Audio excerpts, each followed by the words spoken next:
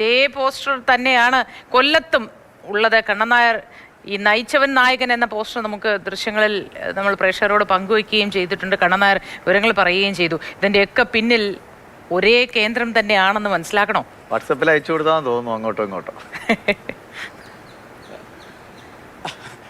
ദിവിഷ, തീർച്ചയായും ഒരേ കേന്ദ്രത്തിൽ നിന്ന് തന്നെയായിരിക്കും ഈ ടാഗ് ലൈൻ ഉണ്ടായതെന്ന കാര്യത്തിൽ സംശയിക്കേണ്ടതില്ല. ഞാൻ ഇപ്പോൾ നിൽക്കുന്നത് ഈ കേരള ഹൗസിന് മുന്നിലാണ്. ഈ കേരള ഹൗസിൽ മുഴുവൻ, കേരള ഹൗസിൻ്റെ മുൻഭാഗത്ത് കംപ്ലീറ്റ് ഇപ്പോൾ ഈ പോസ്റ്ററുകളാൽ നിറഞ്ഞിരിക്കുകയാണ്. അവിടെ എല്ലാം KC വേണുഗോപാൽ മയമാണ് ഉള്ളത്. ഈ കേരള ഹൗസിൻ്റെ നേരെ ഓപ്പോസിറ്റുള്ള ഒരു ഈ പോസ്റ്റർ നോക്കേണ്ടതാണ്. കാരണം നമ്മൾ കേരള ഹൗസിൽ നിന്ന് പുറത്തേക്ക് കഴിയുമ്പോൾ കാണുന്ന ഈ പോസ്റ്ററാണ്. ഈ പോസ്റ്റർ ഇതിൽ രാഹുൽ ഗാന്ധിയും അതുപോലെ തന്നെ KC വേണുഗോപാലും മറ്റൊരു കോൺഗ്രസ് നേതാവിൻ്റെയും, കേരളത്തിലെ ഒരു കോൺഗ്രസ് നേതാവിൻ്റെയും ചിത്രം ഈ പോസ്റ്ററിലില്ല. ഇന്ത്യൻ യൂത്ത് കോൺഗ്രസ് ആണ് ഈ പോസ്റ്റർ ഇവിടെ വച്ചിരിക്കുന്നത്. അതായത് ഇന്ത്യൻ യൂത്ത് കോൺഗ്രസിന്റെ പേരിലാണ് ഈ പോസ്റ്റർ ഇവിടെ ഉള്ളത്. പത്മനാഭസ്വാമി ക്ഷേത്രത്തിന്റെ ഒരു ചിത്രമുണ്ട്. അതുപോലെ തന്നെ രാഹുൽ ഗാന്ധി, KC വേണുഗോപാൽ തിരികെ അതെ, ഇത് പിതൃശൂന്യ പോസ്റ്റർ എന്ന് നമുക്ക് പറയാൻ പറ്റില്ല. അത് ഇന്ത്യൻ യൂത്ത് കോൺഗ്രസിന്റെ പേരിലാണ്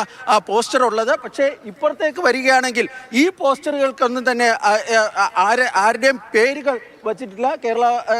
ഇവിടെ KMCCയുടെ ഒരു പോസ്റ്ററുണ്ട്. അതുപോലെ തന്നെ കോൺഗ്രസിൻ്റെ ഡൽഹിയിലെ പല നേതാക്കളും വയ്ക്കുന്ന പോസ്റ്ററുണ്ട്. പക്ഷേ അവിടെയൊന്നും ഈ കോൺഗ്രസിൻ്റെ മറ്റ് നേതാക്കളുടെ ആരും, അതായത് രമേശ് ചെന്നിത്തലയോ VD സതീശൻ്റെയോ ഒന്നും ചിത്രങ്ങളൊന്നുമില്ല. പക്ഷേ വളരെ പ്രധാനപ്പെട്ട ഒരു കാര്യം കൗതുകത്തോടു കൂടി തന്നെ പറയേണ്ടതുണ്ട്.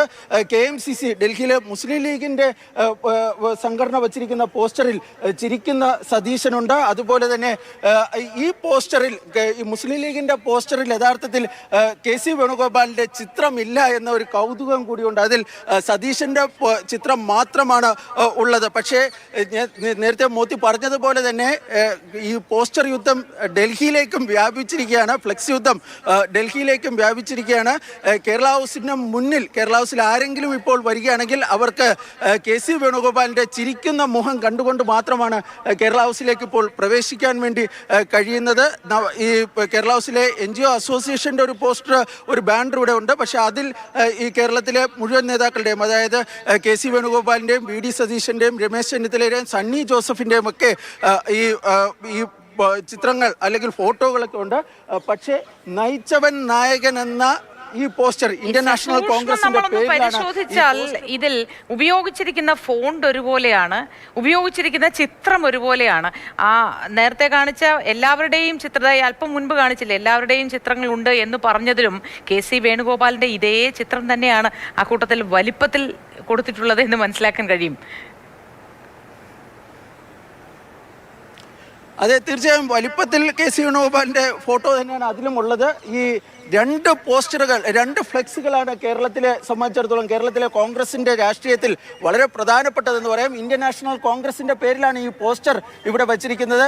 നയിച്ചവൻ നായകൻ, ദ റിയൽ ലീഡർ, യഥാർത്ഥ നേതാവ് എന്നാണ് KC വേണുഗോപാലിനെ വിശേഷിപ്പിച്ചിരിക്കുന്നത്. സമാനമായ തരത്തിലുള്ള ഒരു ഫ്ലെക്സ്, അത്തരമൊരു ഫ്ലെക്സ് കൂടി ഈ കേരള ഹൗസിന്റെ മറ്റൊരു അതായത് ഗേറ്റിന് തൊട്ട് പുറത്ത് ഇവിടെ സ്ഥാപിച്ചിട്ടുണ്ട്. പക്ഷേ ഇത് ആരാണ് വച്ചത് എന്ന കാര്യത്തിൽ ഇപ്പോഴും ഒരു വ്യക്തതയില്ല. കാരണം ഇന്ന് പുലർച്ചെയാണ് ഈ ഫ്ലെക്സ് ഇവിടെ കൊണ്ടുവന്നതെന്നാണ് കേരള ഹൗസിലെ ജീവനക്കാരിൽ നിന്ന് മറ്റും മനസ്സിലാകുന്നത്. പക്ഷേ അത് വച്ചത് ആരാണ് എന്ന് അവർക്ക് കൃത്യമായി പറയാൻ വേണ്ടി കഴിയുന്നില്ല. നേരത്തെ അമൽ പറഞ്ഞിരുന്നു 2 ദിവസത്തിനുള്ളിൽ തന്നെ കേരളത്തിലെ മുഖ്യമന്ത്രിയെ സംബന്ധിച്ചുള്ള ചർച്ചകൾ ഡൽഹിയിലേക്ക് മാറാൻ വേണ്ടി പോകുന്നതാണ്. അതിനിടയിലാണ് KC വേണുഗോപാലിന് വേണ്ടിയുള്ള നയിച്ചവൻ നായകൻ എന്ന ടാഗ് ലൈനോട് കൂടിയുള്ള, ദ റിയൽ ലീഡർ എന്ന ടാഗ് ലൈനോട് കൂടിയുള്ള ഈ ഫ്ലെക്സുകളും പോസ്റ്ററുകളും ഒക്കെ ഡൽഹി KC വേണുഗോപാൽ കൊണ്ട് നിറഞ്ഞു നിൽക്കുകയാണ്. കേരളത്തിൽ VDക്കും KCക്കും വേണ്ടിയുള്ള ഫ്ലക്സുകൾ കണ്ടു, ചെന്നിത്തലയ്ക്ക് വേണ്ടിയുള്ള ആർട്ടിക്കിൾ നമ്മൾ കണ്ടതാണ്. ഈ രമേശ് ചെന്നിത്തലയ്ക്ക് ഒരു സാധ്യതകൾ ഇപ്പോഴും എങ്ങനെയാണ്? ഇപ്പോൾ ആളുകൾ പറയും നിങ്ങളൊരു മാധ്യമങ്ങൾക്കെതിരെ വിമർശനം ഉണ്ടാവും, നിങ്ങൾ സർക്കാർ വിജയം വന്നതേ ഉള്ളൂ, അപ്പോഴേക്കും നിങ്ങൾ ഇത് പറഞ്ഞ പ്രശ്നങ്ങൾ ഉണ്ടാക്കും. പക്ഷേ നമ്മൾ തമ്മിലടിപ്പിക്കുന്നില്ല എന്ന് ചിത്രങ്ങൾ വ്യക്തമാണ്. ഇങ്ങനെ നിരന്തരം പോസ്റ്ററുകൾ, ഇപ്പോൾ ഇതൊക്കെ ഒന്ന് ഒഴിവാക്കാവുന്നതാണല്ലോ വേണമെങ്കിൽ, അല്ലെങ്കിൽ എല്ലാ നേതാക്കളുടെയും പടങ്ങൾ ചേർത്ത് ഒരു പോസ്റ്റർ ഉണ്ടല്ലേ അവിടെ, എല്ലാ നേതാക്കളുടെയും ചേർത്ത് അതുപോലെ പോസ്റ്റർ വെച്ച് നമ്മളെ നയിച്ചവർ എന്ന് പറഞ്ഞ് ഇട്ട് കഴിഞ്ഞാൽ എത്ര സന്തോഷമുണ്ടാവും കാണാൻ. ഇതിപ്പോൾ ഓരോ ടീമിനും അവരുടേതായ നേതാവ് എന്ന നിലയ്ക്ക് കാര്യങ്ങൾ മുന്നോട്ട് പോവാണ്. ഇത് ഇത്തിരി കടുപ്പാവോ?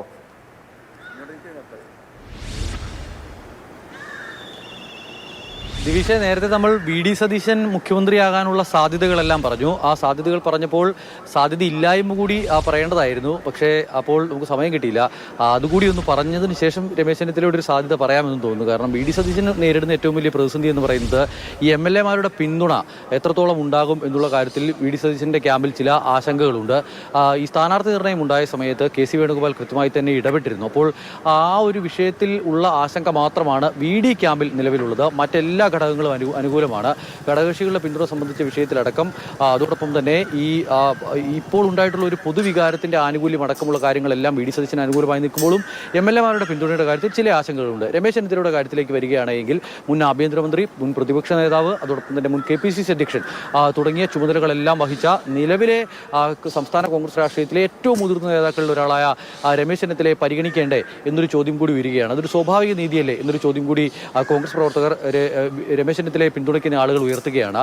രമേശ് ചെന്നിത്തലയ്ക്ക് ചില സാധ്യത പറയുമ്പോൾ അതിന് പറയുന്ന പ്രധാനപ്പെട്ട കാരണങ്ങൾ, കർണാടക തിരഞ്ഞെടുപ്പ് നയിച്ചത് DK ശിവകുമാറായിരുന്നു. പക്ഷേ അവിടുത്തെ ഒരു ആളുകളുമായി എല്ലാം കൂടിയാലോചിച്ച് അവിടെ മുഖ്യമന്ത്രിയായി എത്തിയത് സിദ്ധരാമയ്യയാണ്. അപ്പോൾ അത്തരത്തിലൊരു ഫോർമുല കേരളത്തിൽ നടപ്പാക്കിക്കൂടെ എന്നുള്ളതാണ് രമേശ് ചെന്നിത്തല ക്യാമ്പ് ഉന്നയിക്കുന്ന പ്രധാനപ്പെട്ട ചോദ്യം എന്ന് പറയുന്നത്. മാത്രമല്ല 28-ാം വയസ്സിൽ തുടങ്ങിയതാണ് പാർലമെന്ററി രാഷ്ട്രീയത്തിൽ ഏത് പ്രധാനപ്പെട്ട സ്ഥാനങ്ങൾ വഹിച്ചുള്ള 26-ാം വയസ്സിൽ MLA ആകുന്നു, 28-ാം വയസ്സിൽ മന്ത്രിയാകുന്നു. അന്ന് മുതൽ തുടങ്ങിയതാണ് രമേശ് ചെന്നിത്തലയുടെ രാഷ്ട്രീയ പാരമ്പര്യം.